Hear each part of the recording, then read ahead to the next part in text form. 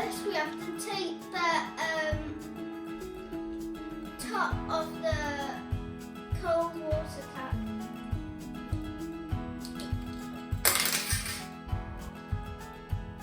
Now we have to unscrew it. Now we take off the broken bit.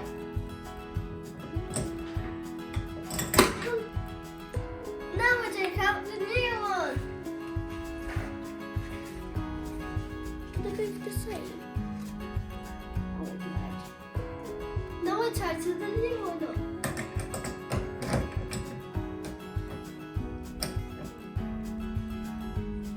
Last thing is turn the house tap on.